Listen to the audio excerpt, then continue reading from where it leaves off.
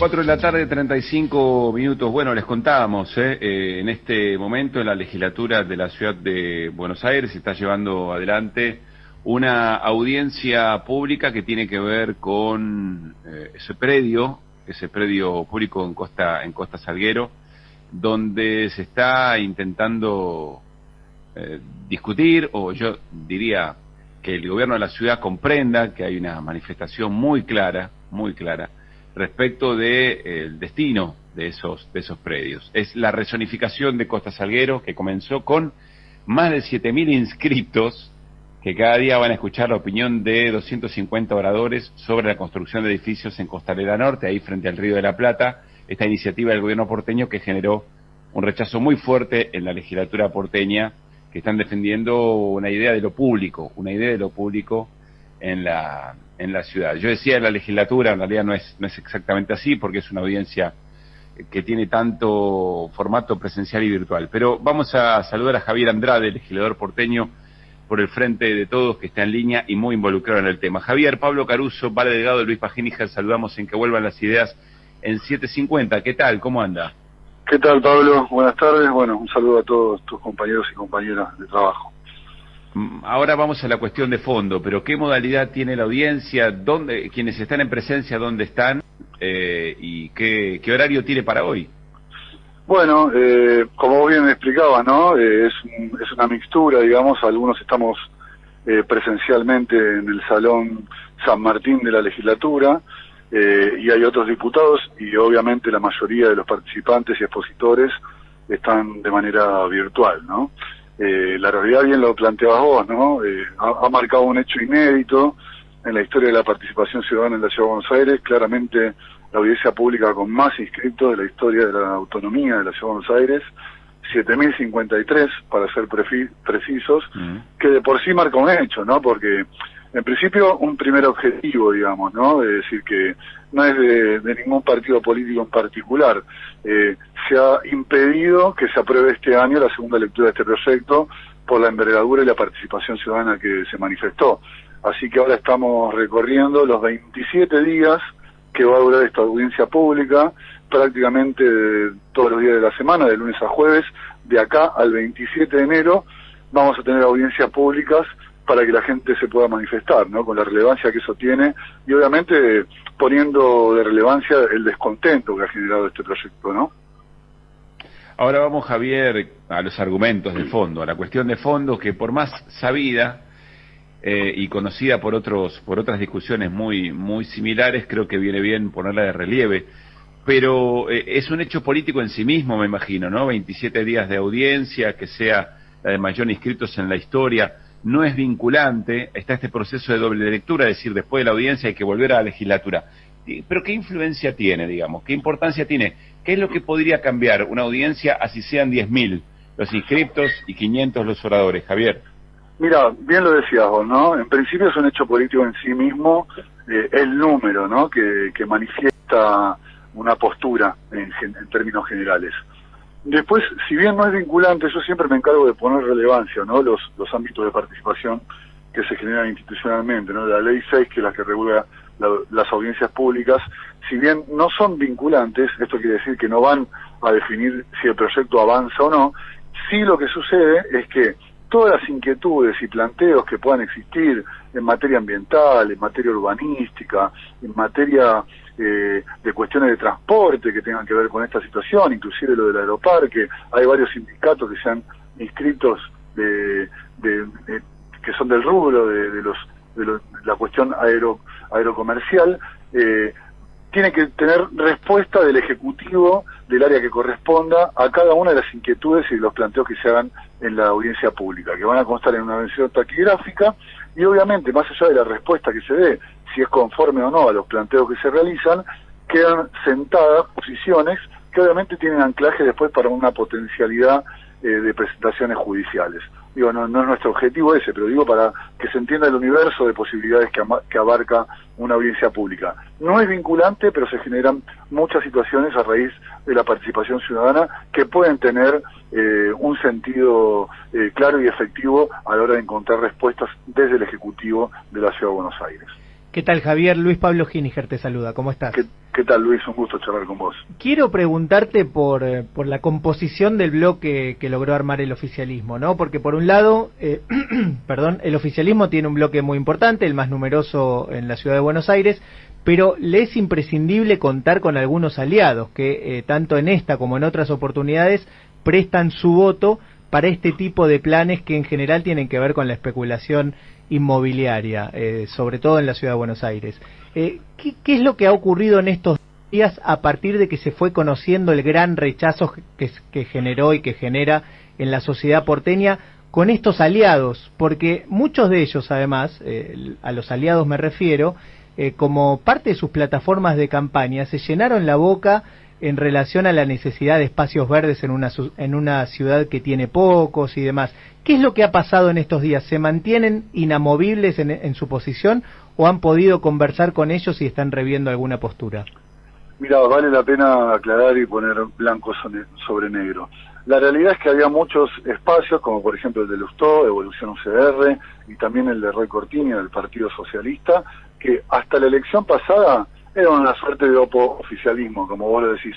Alternaban el acompañamiento de distintos proyectos que tenían que ver con desafectar tierra del dominio público o de generar normas de mayor constructividad, pero hoy se cristalizó, después de la elección del 2019, que todos conforman un interbloque, digamos. Hoy Juntos por el Cambio está integrado por todos esos sectores, que fueron los que particularmente dieron el voto para aprobar la primera lectura, ¿no? Claro.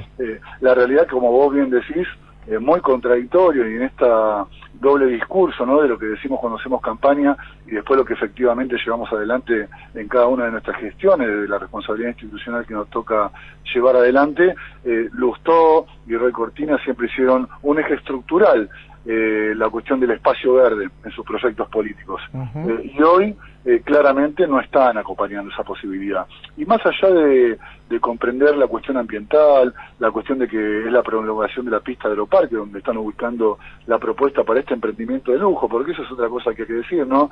Estamos hablando de edificios de 10 pisos de altura, alrededor de 30 metros, pero también de un emprendimiento de lujo, el primero en el Río de la Plata, digamos, con un helipuerto al lado. También eso pone de manifiesto la intención de para quién se pretende construir este lugar, que están rondando aproximadamente el valor que se estima por metro cuadrado es de $9.000, ¿no? Imaginémonos nosotros lo que significa eso en términos de negocio inmobiliario. Y después la cuestión de fondo en esto. La realidad es que en los 13 años que lleva casi de gobierno el oficialismo, primero con las dos gestiones de Macri y con la de Larreta, nunca hubo una propuesta de gestión pública que vaya en dirección a intentar resolver el acceso a la vivienda en la Ciudad de Buenos Aires. La Ciudad de Buenos Aires, desde 1947 a la fecha, sigue teniendo 3 millones de habitantes aproximadamente. Eso no varía, y a la vez, hasta el año 2018, que es la única información que tenemos, la última que tenemos de estadísticas y censo de la Ciudad de Buenos Aires, se construyen 1,5 millones de metros cuadrados por año. 1,5 millones de metros cuadrados.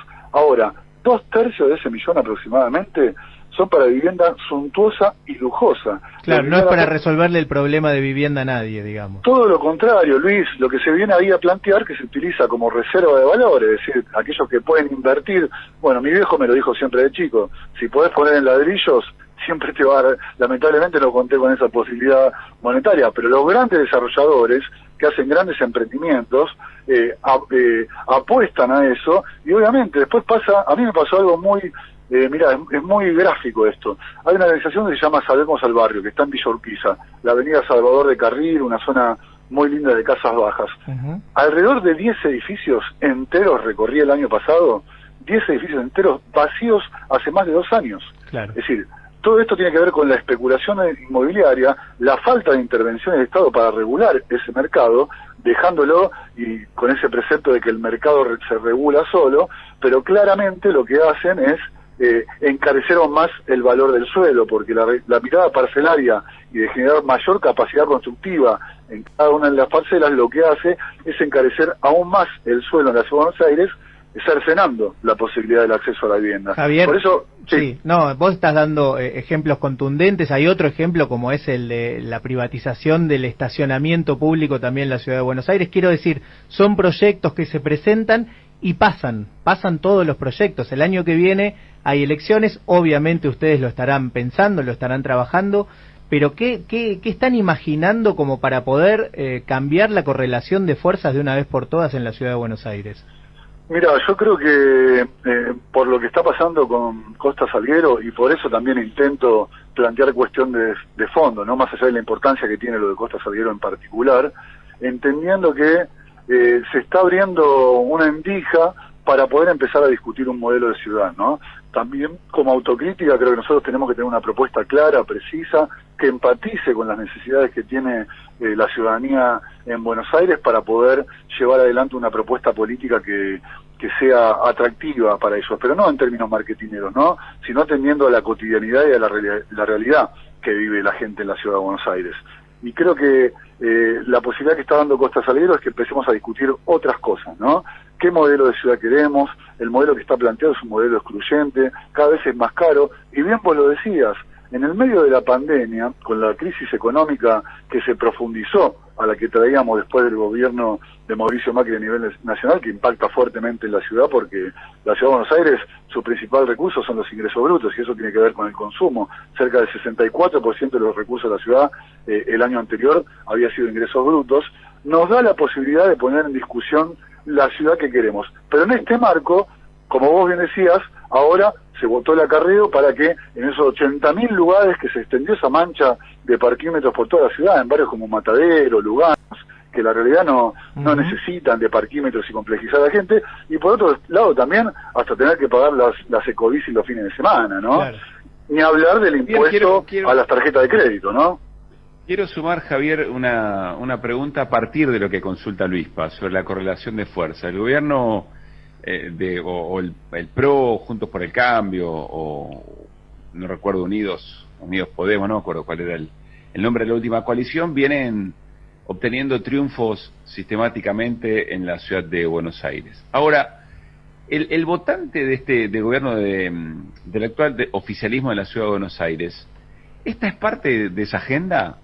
¿O en realidad lo avala en función de la oposición que tiene sobre un gobierno actualmente progresista, nacional popular, del Frente de Todos a nivel nacional? No sé si se entiende la pregunta. Quiero decir, ¿esta es una agenda que es parte de la promesa de campaña que el ciudadano porteño y la ciudadana porteña avalan, o se escapa por otro lado pero entra dentro de la polarización que todo lo divide? Mira, hay algo que es objetivamente muy relevante, ¿no?